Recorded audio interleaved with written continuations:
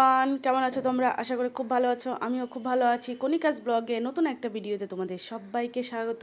তো চলো, এই যে আজকে একদম দেখো, একদম ঠাকুর ঘর থেকে মানে ব্লগটা শুরু করছি। তো আজকে মানে নীল পুজোর ব্রত করেছি আমি, তার জন্য সমস্ত কিছু রেডি করছি। এখন মন্দিরে যাব। তো এখন প্রায় সকাল বাজে, সকাল 11টার মতন।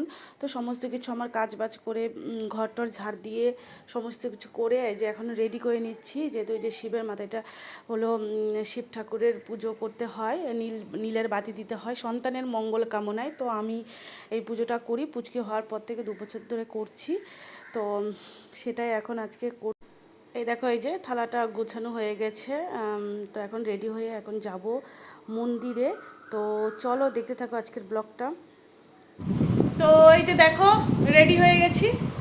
তো এই যে দেখো, অনেকদিন পরে শাড়ি পরলাম, কেমন লাগছে জানিও। তো এটা অনেক দিনের শাড়ি, দেখো অনেক দিন পরেই পরলাম শাড়িটা।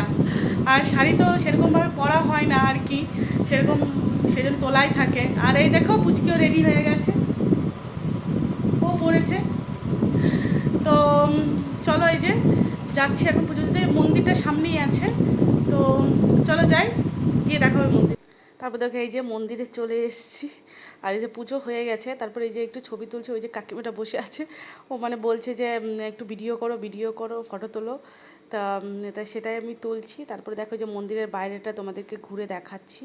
আর এই দেখো, আমার মেয়ে খেলছে। এই যে একটা বাচ্চা চলে এসেছে। আর দেখো ভিড় কত। আর একজন একজন, মন্দিরের দরজাটা একটু ছোটো, তো তাই একজন একজন করে দিয়ে তারপরে বেরোতে হয়। তারপরে এই যে দেখো, বাড়িতে চলে এসেছি। তো আজকে এটাই খাওয়ার।